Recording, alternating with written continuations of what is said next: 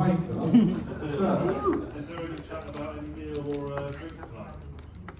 Well, there are some drinks after the session, which is very kindly being hosted by our friends from... Then we can make those turn off and find something. Yeah, and unfortunately Hal isn't with us, so nobody sort of put a post out saying where should we go for dinner and that sort of stuff. So we'll just blank it.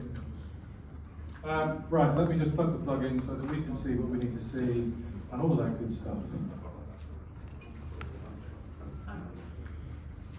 I'm happy if somebody wants to organise dinner somewhere and tell me where I'm going. That's absolutely fine. We tried that last night and you didn't turn up in time. You tried that last night and that sounds really bad. He who hangs a boot gets he hot.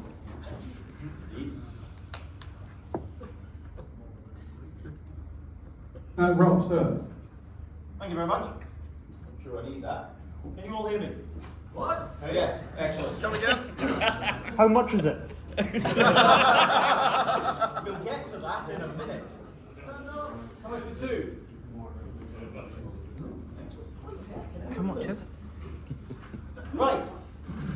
It's UKWISPA wireless conference, so I'm going to talk about fibre. We are moving into a time now where fibre is becoming more accessible, so I'll give you a tour on how it's all done. So you've slept through the rest of the day's presentations. Now for the one you've been waiting for, how to build a network that will make you millions. So, first question, who am I? I'm Rob Cowan, I'm a partner in Wi-Fi Scotland. Been building wireless networks since 2017, building fibre networks since last year, and for my sins, I've been in the IT industry for 20 years. Seems to be the magic number floating around today. Separate from Wi-Fi Scotland, I also offer some consulting in OpenReach and PIA, as well as fibre planning assistance. Because if anyone ever remembers the central bureaucracy in Futurama, that's like navigating OpenReach. So what is PIA? Why do you want it? PIA is basically OpenReach's physical infrastructure access offering. Ofcom mandated that OpenReach had to make their duct and pole network available to third parties. And it allows us as providers to place our own fibre into OpenReach's ducts, onto their poles, and basically it's a lot cheaper than digging in and putting your own ducts in. So what do we actually get to use? This is an actual OpenReach footway chamber. It's a good one. It is. Where's the water gone? Yes. This is what OpenReach chambers normally look like. Flooded, just a mess, or a combination of the two with a fibre node just sort of randomly shoved in there. This is Where's your GDUs? not pictured. It's off to one side, hanging off the barrier in a sensible place. There's always one in there. Rob, can you explain what GDU is, please? No, that's beyond the scope of this talk. No, it's a gas detection unit, but that's taking us off at the tangent. Rob, I will know there's IG number 5s in my day. That's when the dinosaurs roamed the earth. Oh, he is a dinosaur. Fair point. So, this is what you end up working in. Footway chambers, roadway chambers, holes in the ground where you get access to the ducts and the chambers and the fibre and copper and wonderful world of OpenReach's network. You also get to play with manholes. Insert joke here. These are, well, this is a rare manhole that's not completely full of water. It is, however, a complete only shambles of cabling, and if you know where any of them go, you're doing better than OpenReach. Yeah. You also get to play with their poles. Again, insert joke here. You can, with the relevant training, put your own kit on OpenReach poles, which makes life quite easy when you're dealing with areas with no ducting. So, how do you actually get involved in this? I'm not going to go in the ins and outs of establishing for OpenReach because that takes about half a day just to cover. But let's assume you're on board with OpenReach and you're set up for PIA. The first thing you have to do before they let you loose in the network, you have to go and do training. There's 3 providers, principal providers in the UK. PQMS, CTTS and DTN. And what you do is you go down to their training centre, they've got full setup of underground chambers and overhead poles, and you do the training. They will take you through every aspect of working with the network safely and installing the stuff. So the separate underground and overhead courses, if you're not doing anything with poles, you don't need to do the overhead courses, simple as that. There's also survey courses for each of those, which basically involves looking in a bit and going, yep, that's got fibre in it. You need to recertify every 3 years, and if you're doing the full suite of underground safety, underground install, overhead, similar, and the survey courses, you're looking at about 3 weeks of training to get through all of that, which I did in March 2021 in the height of COVID, and I was stuck in a hotel in Lincoln with nothing to do for 3 weeks. That was great fun. How much does it cost? Well, the hotel, No, the 3 weeks roughly to get somebody through. that depends on which training provider you speak to. It's all different, but you're probably looking 2 to 3 grand in total per person, excluding expenses, to get them through that. That's it. That's if you do the whole gamut of the whole lot. So once you've done your training, next job, you read the paperwork. There are CP documents for every conceivable thing that you will do in the Open Reach network, ranging from CP10, which is the underground installation document, tells you how to tie wrap your stuff, to Joint Support Kit 1A, which is a length of plastic pipe. Also tells you how to cut your tie wraps so that they're completely flush. CP Overhead covers all the overhead stuff, CP08 covers all the overhead stuff, and has some wonderful diagrams with angles and things like that that you have to do, which I always slept through in maths.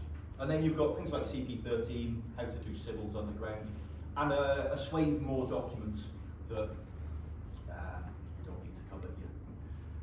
These documents are updated. This is why you need to redo the full set of training every 3 years, as these documents are updated fairly regularly. The overhead one is on about the 6th or 7th version since I did my training in 2021, because they keep changing things. And there's monthly PIA, product and commercial group meetings with OpenReach and industry, where you can harangue them on various PIA related things, and there's consultation in there on what should be changed in these documents. So it's an active set of documents that you can have an influence on if you so desire. So you've read the documents, you've done the training, now you get to spend money. And if you're going to ask how much it costs, ask that man there from Comtech, because he'll tell you.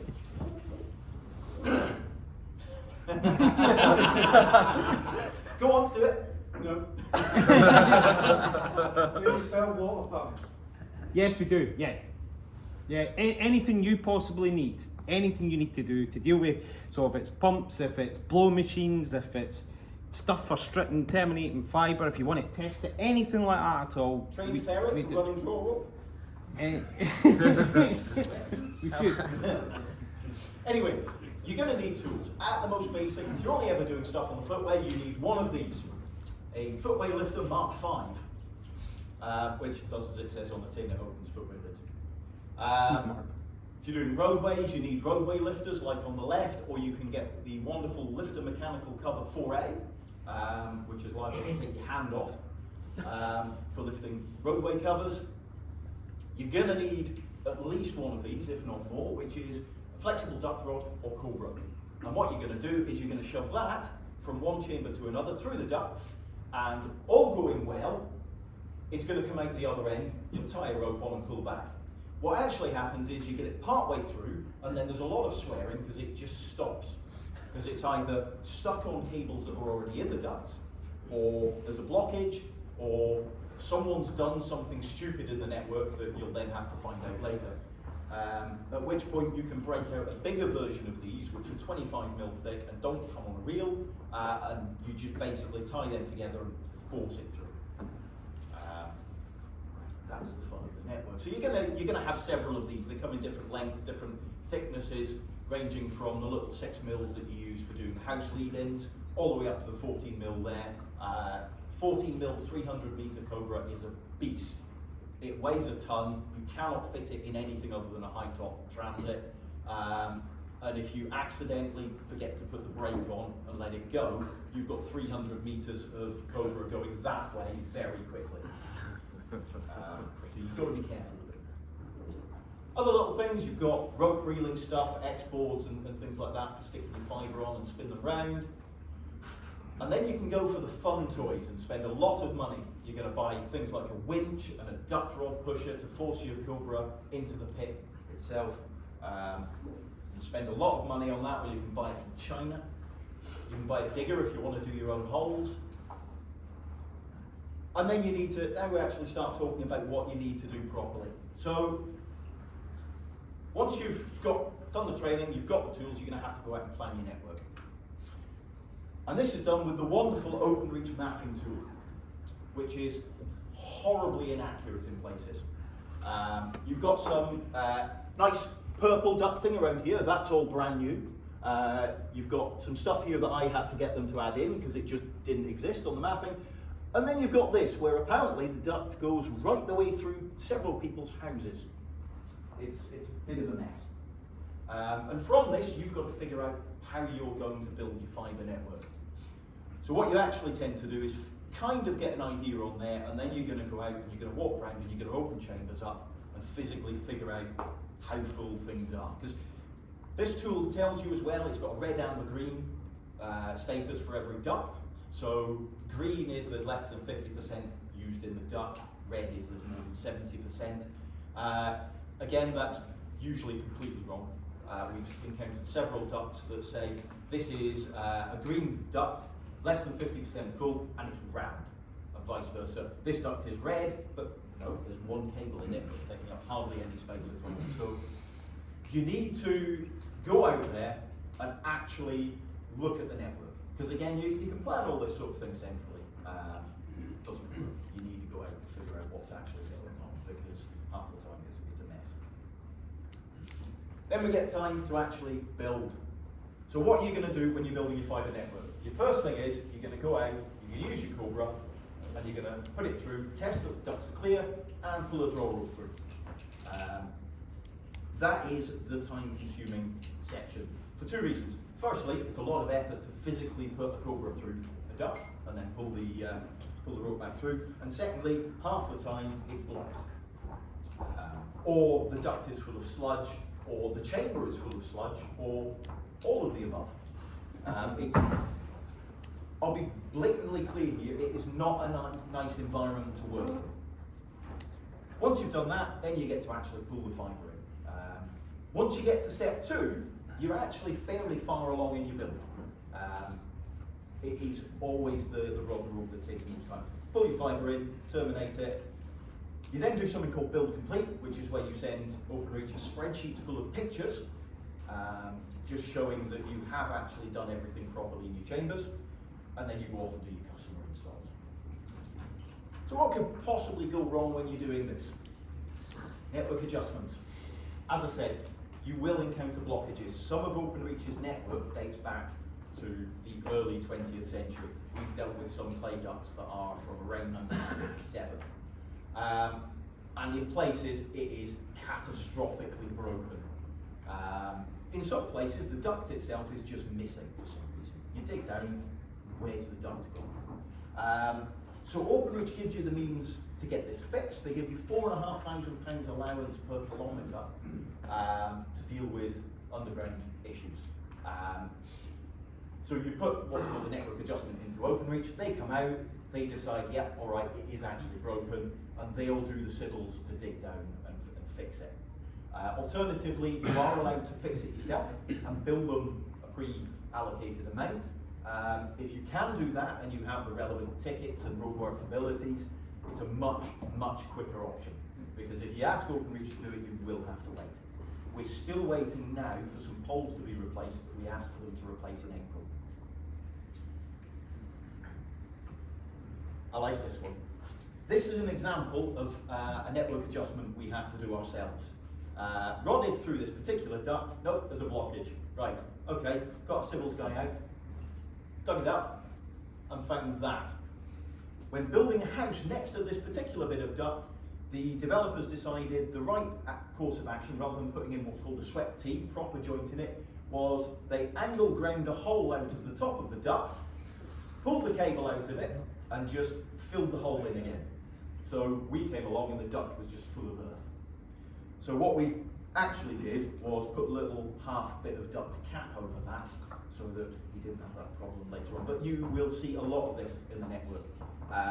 Lead-ins to houses that supposedly go all the way to the house but actually stop 2 feet down and 3 feet back from the house for no apparent reason. And the last thing I'll touch on is safety.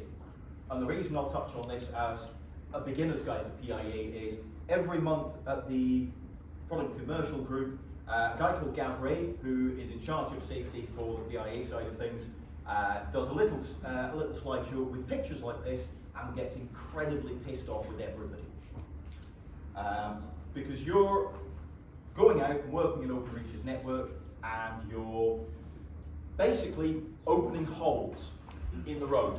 And as you can see, this top left one is a pet hate of mine. It's a manhole, but someone's basically tie-wrapped a node to the steps, so you can't use the steps properly.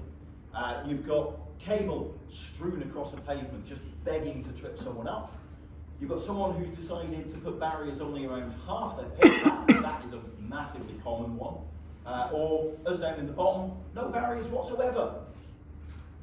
Just right for people to fall into. There was one picture shown that was barriered on one side, but the side that wasn't barriered was facing someone's gate in their garden. So as soon as they walk out their gate, they're just going to fall down a pit. Which one at the bottom left is the problem there, the lack of barrier or the lack of trousers? That's fair, yes. Yeah, certainly the lack of barriers. I think the lack of trousers is an issue as well. Part of the problem is there's a lot of complete muppets that are going off, getting their certs and doing work for the big players. And they just cut corners all over the place. Realistically, we need OpenReach are really bad for this as well, and they do pull themselves up at these meetings for this sort of thing.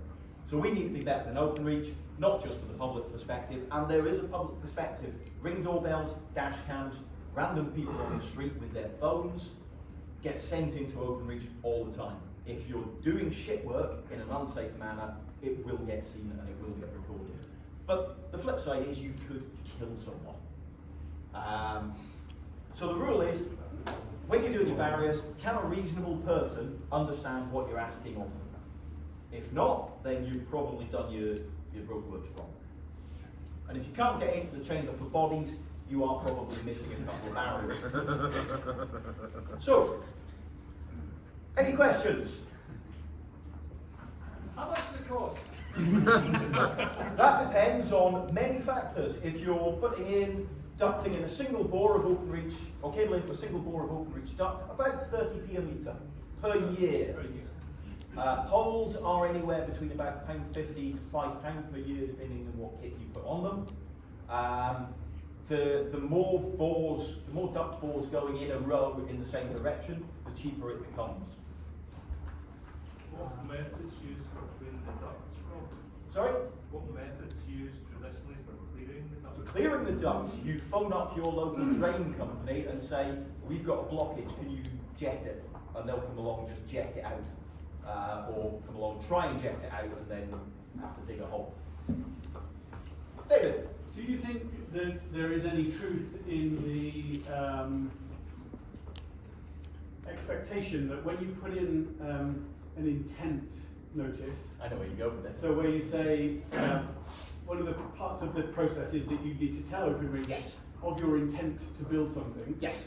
that that genuinely does flag up OpenReach to come and change their plans on where they're going to build? Now, the official line on this is that the PIA data that we submit is completely segregated from the rest of OpenReach, and only certain specially trained people are allowed to see our PIA data. And I cannot dispute that. However, I will say that I submitted one for Lossymouth on a Sunday and turned up on a Tuesday to start building it, and all of a sudden there was 5 OpenReach vans at the exchange who were all doing surveying for pulling fibre in. Make of that what you will. The same happened to me as well. Yeah. Yeah. We put in our NOIs or local municipal on the same bits of Yeah. stuff that we want to use, and then they use our road. Yeah. If you you have to give Openreach 24 hours notice before working in the network. My advice is when you're telling them that you're going to do a project and you're putting a notice of intent in, put it in 24 hours before you plan to start doing the work on that project. Give them as little time as possible. Can you submit the request and just not bother doing the work? You can, but it's pointless. There has been some discussion on various forums of lots of people putting in spurious NOIs, but that would get flagged up by the account managers and then tell you to knock it off. Rob, what Yep. you could do is when you submit your request, make sure you copy in the side of BT that's not supposed to know. Yeah, see what happens. When you've done an area, how many customers are you hoping to pick up? Say, if you've done that big housing estate. All of them. All of them. All of them. Okay. What speed do you generally supply, and how much do you charge for it? Oh, there's a cost question in there. There is. There is. So The reason I ask is because all of this is obviously huge capital expense. Yes. Like 40, 50 grand to get started. 40, 50 grand, yeah, to get going in PIA, you've So- got to. We're lucky that we happen to have a voucher scheme in Scotland that will pay for a lot of this. So, in terms of an area, it depends on the area, but the sort of accepted standards are you're looking at maybe getting about 10% take up initially. By the time the project's mature, you're probably looking at about 25% take up. So if you do your maths on maybe 15%, 17% take up in an area, that's probably going to be about right. In terms of cost, we're only offering GPON packages at the moment. As soon as we can get some decent XGS-PON kit, we'll be using that instead. Our packages go from £36 a month, including VAT, for 150 meg, up to £60 a month for 900 meg. With the PIA stuff you've mentioned there, obviously there's all the courses you need to go through and all the equipment and all that. Yeah. The actual cost you came back, I think, what was it, 30 pence? 30 pence per metre for duct rental per year. Yeah, which isn't cheap, but it's not, ridiculous. Yeah. Is there an option for, let's say, I had an estate of cabling I needed to do, to go to yourselves at Wi-Fi Scotland, who are PIA certified with all the equipment and all that type of stuff, and say, can you guys run the team? Yes. And we've done that for Connor. Well, Well, we've started it, we've never quite got around we to started it finishing a year ago and we Yeah. haven't finished it. Yeah, that's your fault. Yes, you can, obviously, you've got to do it in agreement with them, and you've got to have someone PIA trained and all of that, and they've got to submit the NOIs for you and things like that. So you would end up paying a bit more for it for the admin side of things, but it is perfectly feasible to go to another provider and say, can you help us build this network? Yeah, all I'm thinking is as a small provider, Yeah. where we are, for example, we've got Virgin Media's done most of it, 65 is doing bits of it, BT's done bits of it, but all of them miss out little pockets. Yeah. And there's a potential way of capturing them little pockets. Yeah. Yeah, absolutely. Feel free to drop me an email. Would it be worth adding on that the novation process as well? Yes, there is. There's a process within OpenReach called novation, whereby if you came to us and we built out some PIA for you, there's a fair chunk of cost involved, but if you then went down the route of getting your own OpenReach set up and PIA and all of that, we could novate that bit of network to you. So it's then under your auspices, and you get billed for it directly. Not that I'm asking you to disclose your profit margins or anything, but That's good, because I can't tell you off the top of my head. but if you were to take a step back and just look at the whole PIA adventure so far, is it sort of a wow, this was a good idea, or okay, this is complementing our other services, okay, or shit, what did deck by saying it's made me millions. well, and also Yeah, what are the millions of Zimbabwean dollars. So on a sort of a sliding scale, is it wow, you should get into this, or it's okay and it complements, or it's a nightmare? D, all of the above. I'm going to segment this geographically because in Scotland we have our 100 roll out. Openreach are bulldozing the country with fibre. So any areas we can get into with fibre ourselves are a massive benefit. The wireless side of things in Scotland is going to get a lot harder with fibre being rolled out in the way it is. And this is why we started getting into PIA and into fibre. Obviously with 5G and things like that, there's good alternatives coming out of Telegraph. But in Scotland, with the funding available that we have, it's a very good idea.